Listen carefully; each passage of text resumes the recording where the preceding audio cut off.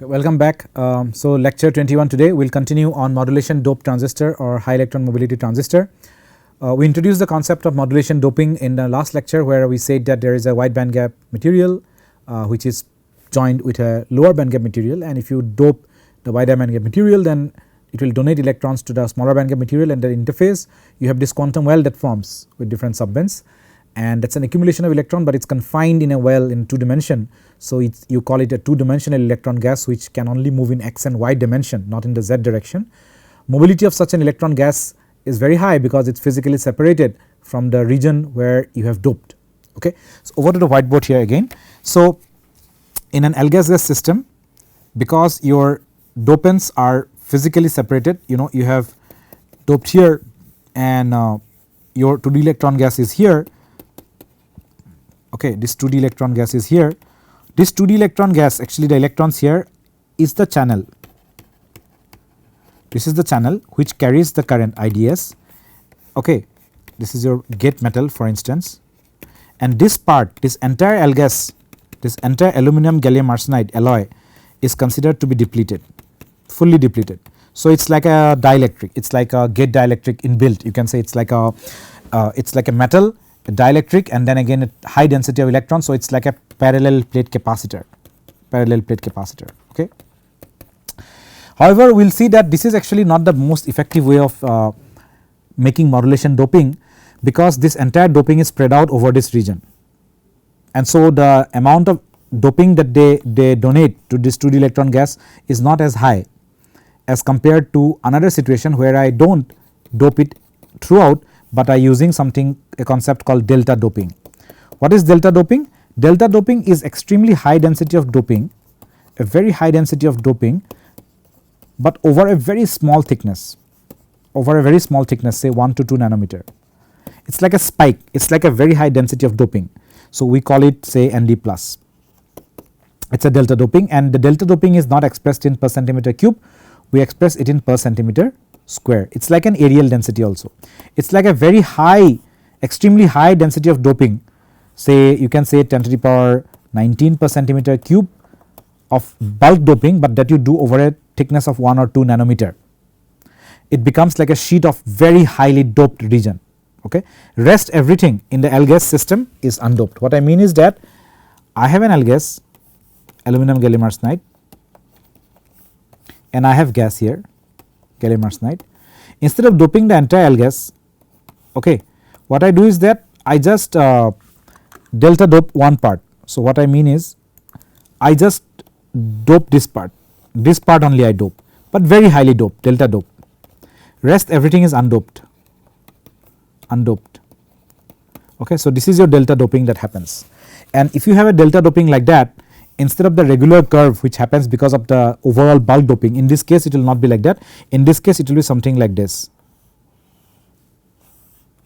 Okay. Sorry, the valence band will not accommodate here, but you got the idea, right? So your Fermi level will be like that. You have the same quantum well formed here, the same 2d electron gas formed here, but here you have a sheet donor, and that is why you have a straight line here, because the field this part has no doping, this part has no doping. So that is why the electric field is straight, in between there is a delta doping. In the other case, in the previous case, because you have doping everywhere, okay, that is why the field bends like this. Okay, it is like the derivative of this this derivative of this parabola is it's a parabolic kind of a thing. The derivative of that is a linear line, so which means the electric field is, if I take a derivative of that, the electric field will look like that, a straight line. If I take a derivative of the field, it will be constant, which means the charge is constant, Nd. This is your Nd. Okay. In this case, if I take a derivative of this straight line, of a straight line which has a slope, then I get the field, and the field will look like constant. The field will look, because the derivative of this slope line is a constant, and if I take a derivative of the straight line, it is at this point you will have it is a step function, no. So derivative of the step function, it is a step function, the derivative of the step function is a delta, so I will get a delta here, that is why I have a delta doping here. Okay. So now the beauty of delta doping is that this delta doping plane can be brought closer to this interface, and your 2d density will increase. but you have to have a spacer eventually. If you bring it closer, you will get more and more 2dG density, which means the amount of dopants that are transferred to 2dG, the fraction increases when your delta doping sheet, the delta doping sheet is brought closer to the interface. You cannot bring it arbitrarily close because your remote ionized impurity scattering will increase, and that will kill the mobility. Idea is to increase the product of mobility and the 2D electron gas density, NS is the 2D electron gas density. So, the closer you bring the delta doping plane to the interface of L gas, more is the 2D electron gas density, because the dopants more efficiently transfer electrons to the quantum well. However, if you bring it too close, then your mobility will start decreasing, because your remote ionized impurity scattering will increase, because your dopants will come very close to 2dG. So, a certain spacer thickness is needed, typically 2 to 3 nanometer maybe, or 4 nanometer is needed, so that your mobility does not degrade and your 2D electron gas density is the maximum that you can practically achieve. So, that the product of this is higher, because this product defines the sheet resistance of your 2D electron gas, and sheet resistance will define the ID, the current of course, and so and the knee voltage. So, both for knee voltage and current density you need a good product of mobility times 2D electron gas density. So, now if I take the delta doping case, and what I do is that I go ahead to derive an expression for that. So, what I do is that I will say that this is my L gas, okay. This is my 0 for instance, and this is my minus D. I am going in the negative direction, but the thickness is basically D. So, this is your D thickness, and this thickness corresponds to the metallurgical thickness of L gas layer, okay. And over here you have a metal, gate metal maybe, okay. The source drain, not source drain, because in source drain you have to have an ohmic contact. So, you do high doping etc., you bring the Fermi level down. So, it is not ohmic, it is the metal contact here, and this is your gallium arsenide. This side is your gallium arsenide, correct. Your 2D electron gas exists slightly away from the interface,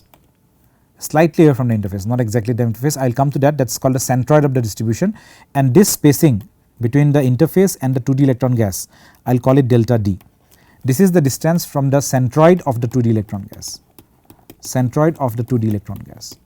from the metallurgical interface, correct. And I will say that the delta doping is here. Suppose this is your delta dope layer, highly doped thin layer, okay. And so, I will call this as ds, or otherwise this is minus ds from 0, okay. And maybe I can say that what I can say is that from the 2D electron gas, this is the 2D electron gas, to the metal here, this is capital D. So, capital D is the distance from the gate metal to the 2D electron gas, which is nothing but the thickness of the L gas plus delta D. Just keep in mind about that, okay. Now, if I am going to draw a charge diagram, first I will draw a charge diagram, then I will draw a field diagram, then I will draw an energy band diagram. So, if I draw a charge diagram, if you recall the previous picture, so this is 0, okay. So, at delta D you have a 2D electron gas which is minus QNS, negative charge, correct. At minus ds, this is your minus ds spacing, you remember, this is your minus ds spacing, correct. At that point you have a positive charge, because the donors have become ionized. This is Nd plus, this is delta doping, by the way, this is your delta doping, and Nd plus is expressed in per centimeter square, alright. So, if you have 10 to the power 19 per centimeter cube over say 2 nanometer, you will call it 2 into 10 to the minus 7 centimeter, which is 2 nanometer, into 10 to the power 19 per centimeter cube, that gives you 2 into 10 to the power 12 per centimeter square of areal density of delta doping. That is how you call it, okay. So, this is delta doping of per centimeter square, a very thin sheet of very high doping, alright. This is your minus D, this is the distance D, remember this is the distance D here, and you have a metal there. So, metal will of course give you the negative charge to balance it out all. So, that is minus QNM, which is the metal charge in the metal essentially, okay, the charge in the metal. So, of course, there is a field, if you talk about an electron, imagine an electron here, the electron, because this is positive charge here, electron will try to go here, which means electron will try to roll downhill in this direction. So, the band will look something like this, the conduction band, correct.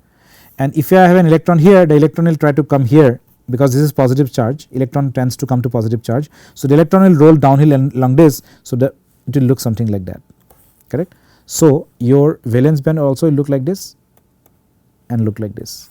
this is your EC, this is your EV, okay. And of course your metal has certain work, metal has is this, and this point this height is your Schottky barrier height. To a large extent that is determined by the Fermi pinning of the material of L gas or gas, okay, Fermi pinning. So that is not sometimes, or in this case, dictated by the gate work function, the metal work function. So Schottky barrier height is fixed for say gallium arsenide or L gas, it could be 0.7 electron volt for instance, just giving an example, okay. And what will happen here is that at this interface now, I will again go back to the red color here, you have a discontinuity, this is your 0 point, right, this is your 0 point, correct, this is your 0 point. At this point you have a discontinuity, so your delta EC, your delta EV, that is the conduction and valence band discontinuity, correct, discontinuity will happen, and then that will go as like this, the Fermi level will come like that, okay, it will go like that, alright, that is your gas maybe, okay. So this is your band diagram. Now if you apply a negative voltage on the gate, what happens is that if you apply negative voltage on the gate, then this entire thing moves up. So you have something like this. So there is an extra minus Vg that you put, you move the band up, and this carrier density Ns decreases because you have moved the band up.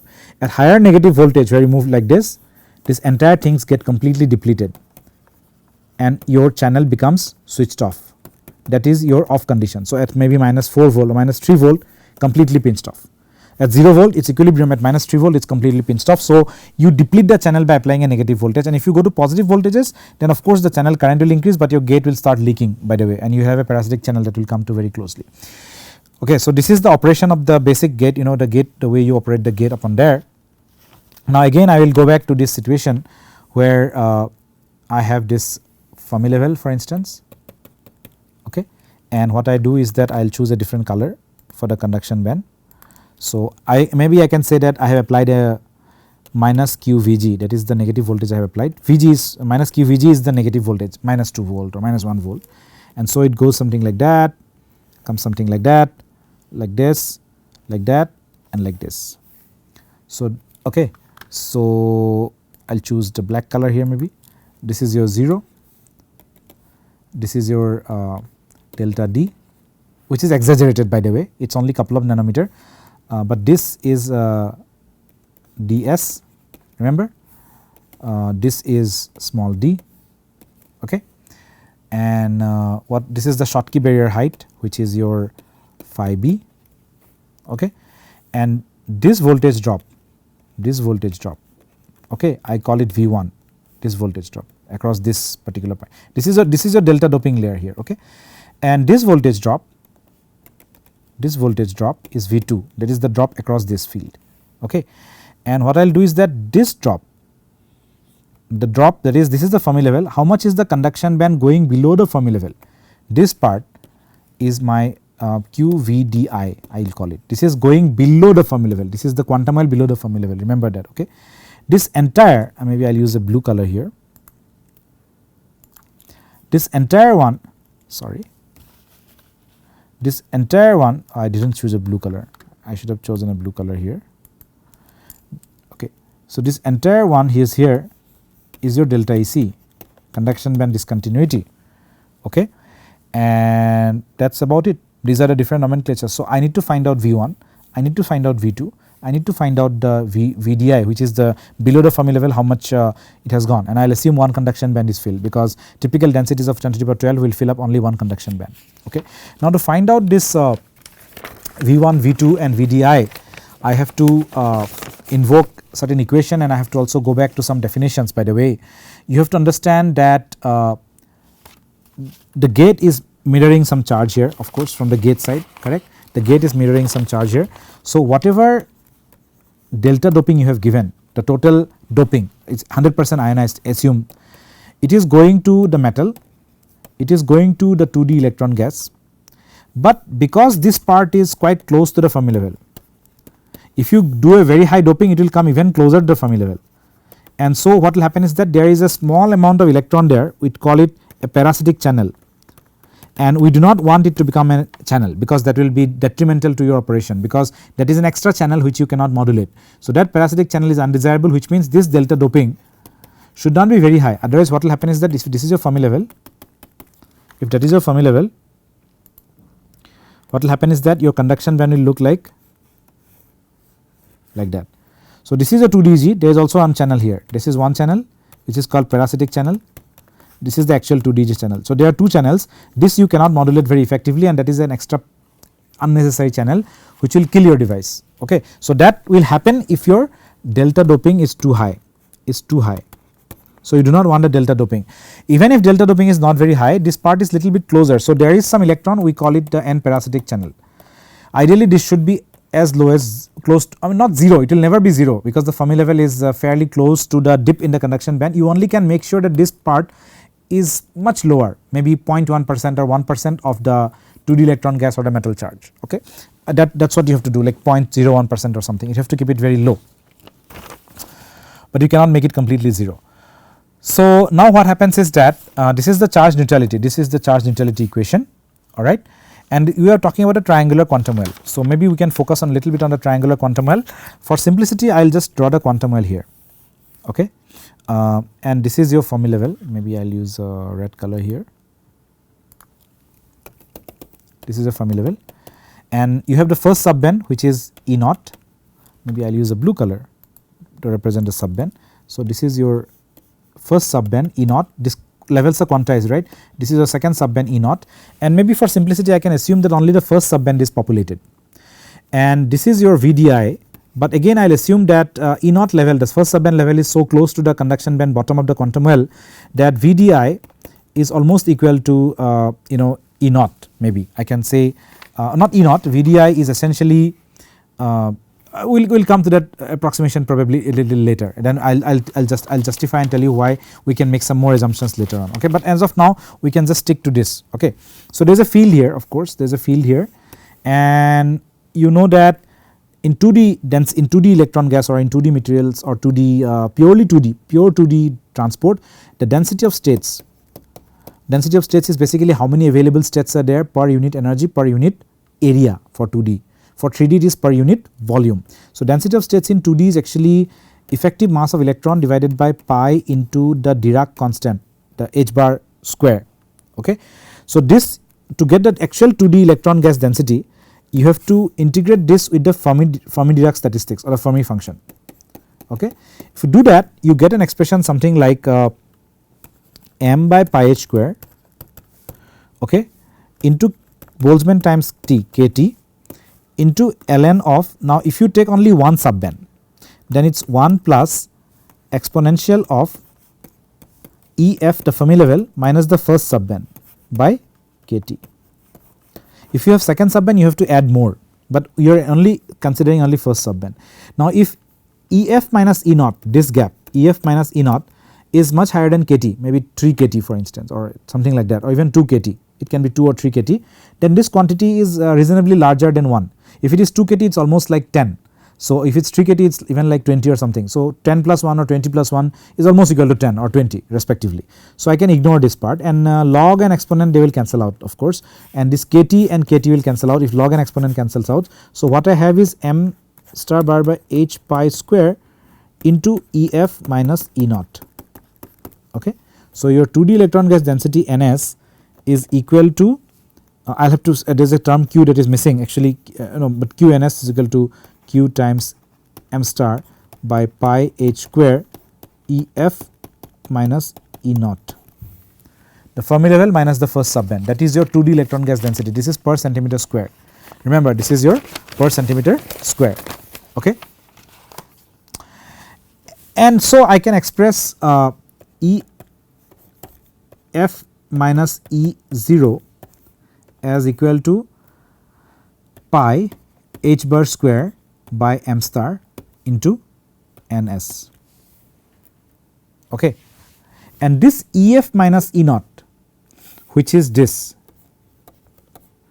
I can say that that is almost equal to VDI.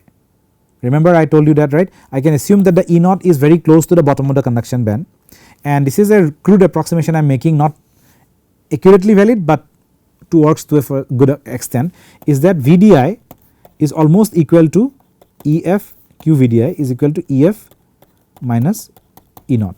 Okay. If I make that approximation, then this becomes Q VDI equal to pi h bar square by m star into ns. Okay.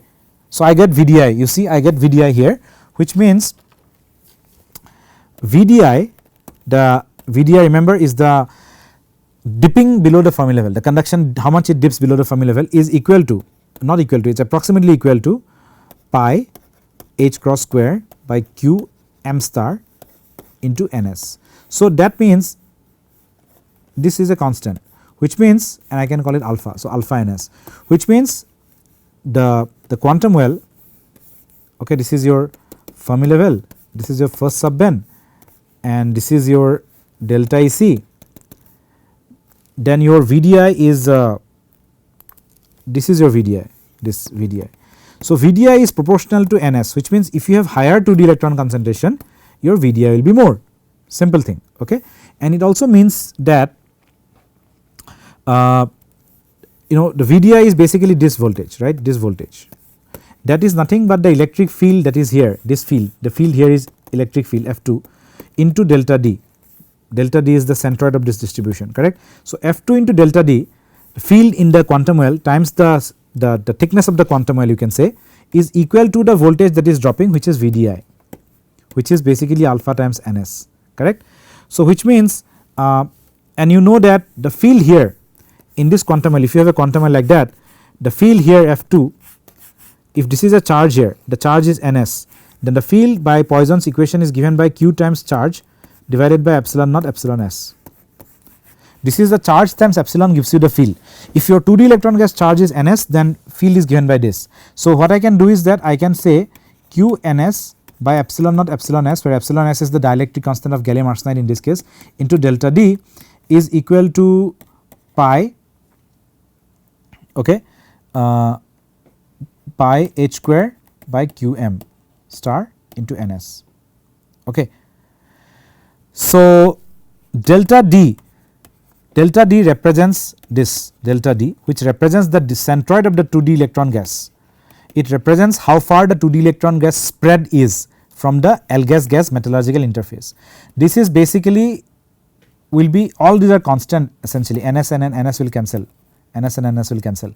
It basically goes as 1 by m star, which means it depends inversely as the effective mass of the electron in the material system. So, if you have L gas system which we are talking about, then the centroid of the 2d electron gas distribution, it turns out is around 8 nanometer, because the effective mass is really low. So, 8 nanometer.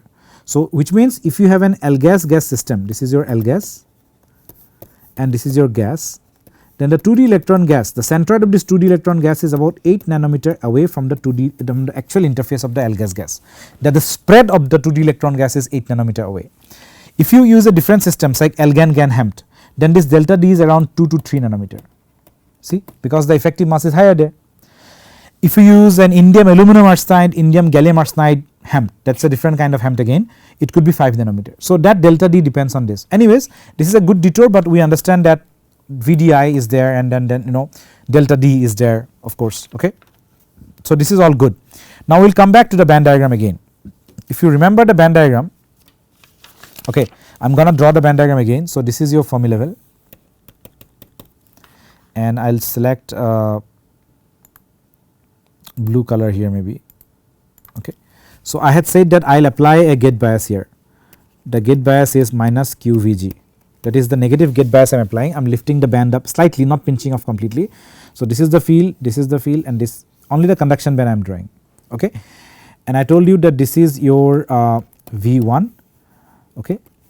This voltage drop is V2, this is your Schottky barrier height phi b, this is your VDI that we just derived, and this entire thing here is your delta EC, and the charge here is QNS, right. So, now it is very easy now to derive. What we are trying to derive is the 2d electron gas density as a function of the gate bias. That's precisely what we are trying to do. But before that we want to understand V1. So V1 is nothing but the field here, which is F1, the field into the thickness here, this field times thickness. The thickness is nothing but what is the thickness actually? The thickness is nothing but it is d minus ds, correct. That is the distance between the gate metal to the delta dope layer, that is your V1, okay. That is precisely your V1, and that is your distance. And what is the field actually? The field is nothing but, if this is the metal has a charge of q and m, correct. So if you have a charge of q and m there, then the field here is basically nothing but q times nm divided by epsilon naught epsilon s, where epsilon s is the dielectric constant of the Algas material system. This is your field 1 into d minus ds, which is this, will give you V1, okay. Similarly V2 is given by this thickness, which is your ds, okay, into the field F2 here. This field is the same as this field here, not this is not the field, this field here F2 is F2, because there is a charge here. So that is F2. F2 is nothing but q times the 2d electron gas density divided by epsilon naught epsilon s, okay, we got it, right. So this is fantastic, and you have to remember that capital D is nothing but d plus delta d, okay. And I'll say that this quantity d minus ds, which is basically this, the spacing between the metal, gate metal to the delta dope layer, I will call this as d delta, because this is the distance of the delta dope layer from the gate metal, okay. This is all fine. Now we have to remember that the metal charge plus the 2d electron gas charge is 0, if I assume that parasitic channel here is 0, okay, the parasitic channel charge is 0, then this Nm and this Ns, the sum is 0. So I can express Nm as equal to minus Qns, or Qnm as equal to minus Qns, okay. So that's good. We need one more equation, by the way. So that equation will come from actually rearranging this whole thing. I don't know if I have an eraser here, maybe I do not have an eraser here. What I will do is that I will go to a different slide, okay, sorry.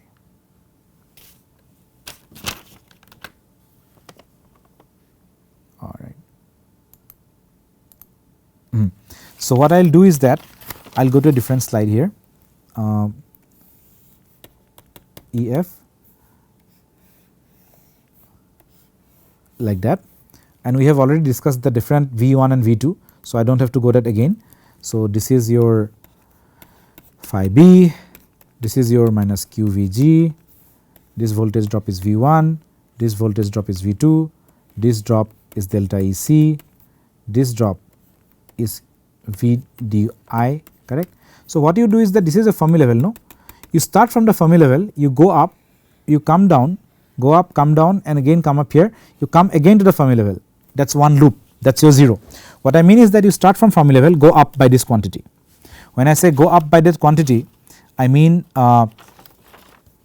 minus Vg, this is a negative voltage, by the way.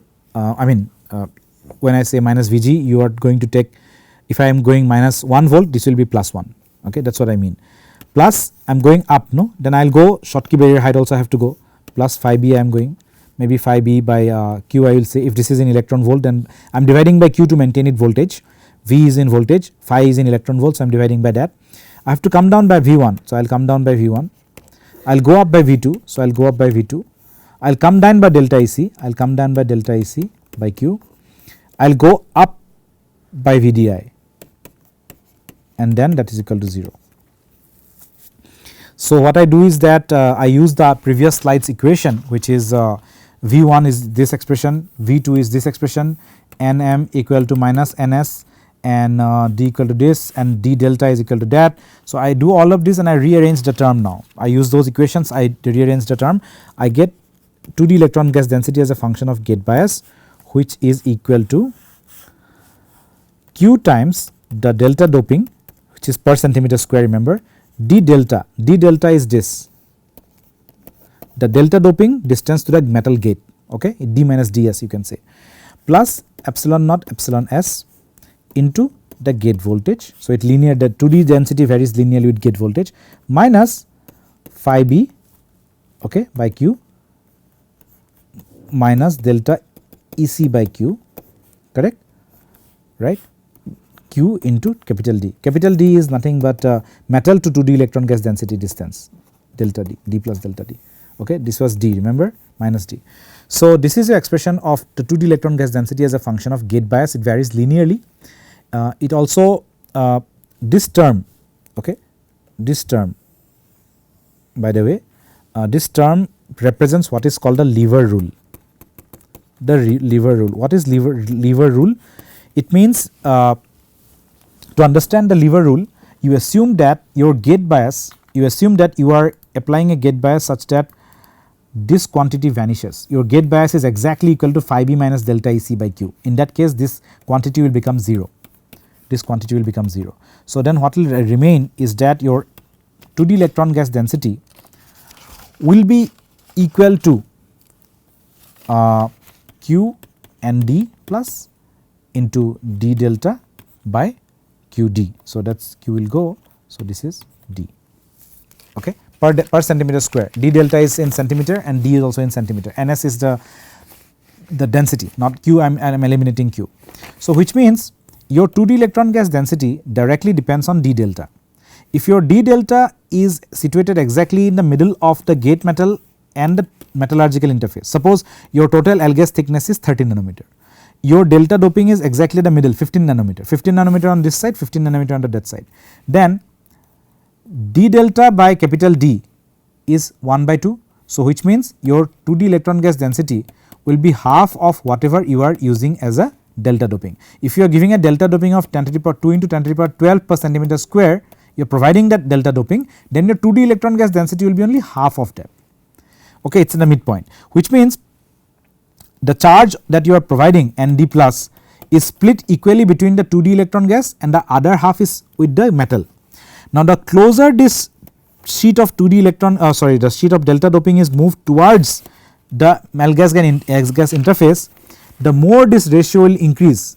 D delta by capital D will increase when your 2d the delta doping plane or sheet moves closer to the metallurgical interface, in which case your NS also will increase. That means the closer your delta doping in plane is to the L gas interface, more is your 2dG density for a given delta doping. You will have less charge taken by the metal and more charge taken by the 2d electron gas, which means your 2d electron gas density will increase, it means your current density will also increase. So, this is called the lever rule. The more you bring the delta dope layer closer to the metal, less is the 2d electron gas charge you will get. At the limit that your delta doping layer is almost at the metal L gas interface, your 2d electron gas density will become 0. However, you cannot bring the delta dope layer infinitesimally closer to the 2d electron gas because the remote ionized impurity scattering will start to kick in. That is why you need to have a spacer of a few nanometer thickness. But the lever rule basically tells that the delta doping layer should be as close to the L gas interface as practicable without compromising on the mobility, only then your 2d electron gas density will be more. The fraction of the charge that you are providing will go more towards the 2d than to the metal if your 2d your plane comes closer to the 2d density, okay. So, this also tells me that what is the 2d electron gas density variation with respect to Vg. So, what I mean is that the delta Ns, which is basically Ns at Vg of 0 minus Ns at some Vg. If you do that, if you plug in that value in the previous slide here in that expression, if you plug in those values keeping everything same, it will come out to be epsilon naught epsilon s by Q times D into delta Vg, whatever Vg you are applying, okay. If you multiply Q here, Q delta Ns into Q, this is this is QNS by the way, okay, then what it means is that this is your charge, the total charge that you are modulating, this is your total gate voltage that you are applying, okay. So, total charge that you are modulating divided by total gate voltage that you are modulating gives you epsilon naught epsilon s by Qd. This quantity is actually the capacitance of the below the gate, okay, capacitance, how much incremental charge you are adding or subtracting with respect to how much incremental voltage you are applying, okay. And this epsilon, this is your capacitance basically, and this is constant, this depends on capital D. Capital D is basically the distance from the metal to the 2d electron gas density, which is your thickness of the L gas layer plus delta D. This D is your L gas thickness, remember 30 nanometer for instance. This delta D is the spread of the centroid 8 nanometer, so 38 nanometer for instance. So this is like a parallel plate capacitor, okay, this is like a parallel plate capacitor where the depletion does not make sense. There is no concept of depletion because the L gas is considered to be entirely depleted. So that the capacitance, so if I plot the capacitance as a function of gate bias, if the device pinches off at minus 3 volt, that means the channel is off, then your capacitance will look like at minus 3 volt the capacitance will drop to 0, but after that it will look like this. It is like a rectangle, it is like flat, the capacitance stays constant, there is no concept of depletion here, the entire L gas is depleted, and this value at 0 bias is epsilon naught epsilon s divided by D, which is basically D plus delta D. Okay, so that is very important actually, and that is why delta doping is more preferable than continuous doping. Remember we talked about continuous doping in the beginning, this is called continuous doping. In continuous doping your centroid of the entire distribution of the doping will be somewhere here, but in delta doping you can bring it right here. So in delta doping you can actually position the delta doping sheet very close to the 2D interface without sacrificing mobility, but in continuous doping entire doping, you know, the centroid of the entire doping is away from the, is far away actually. So that is why delta dope layer can give you more 2D electron gas density than a continuous dope layer, okay. And the last thing here is to say basically is that if you basically use this expression that we derived, you know, here we derived this expression, correct, this expression for Ns equal to Vg, if you put Ns equal to 0, that is your pinch off condition, then you are going to get the Vg, the threshold voltage that will give you that condition. So what I mean is, if you put Ns equal to 0 and solve for that expression, then you are going to get the V threshold or V pinch off you can call it, okay, what is, it turns out to be minus Q Nd plus into D delta, which is the spacing between the delta sheet and the metal, divided by epsilon naught epsilon s plus phi b minus delta Ec by Q. Phi b is in electron volt. This is your pinch off voltage. So your pinch off voltage becomes more negative when your delta doping increases, or when your you know, this D delta becomes closer to the 2DG interface, because that is of course, and Schottky barrier height being higher also will increase the threshold voltage. So this is your expression for threshold voltage, okay. So with that we will come to an end to this lecture here today, where we discussed several things about the physics and the working of a modulation doping transistor. We took the special case of a delta doped layer and derived the expression for threshold voltage. Of course continuous doping, for continuous doping also we can derive an expression for threshold voltage, but I will leave that as an exercise to you, but delta doping is more preferable for getting higher charge density, okay, in L gas HEMT. So going ahead in the next lecture we are going to talk about certain more practical aspects of the HEMT. We will talk about the working of the transistor, you know, things like leakage, breakdown, how to improve contact resistance, how to improve the breakdown, field plates, gate recess, which are also similar to MOSFET, but we will talk with respect to the L gas HEMT here, okay, and what are the challenges of L gas HEMT for instance. So we will talk about that in the next lecture. So thank you for your time, I will see you next.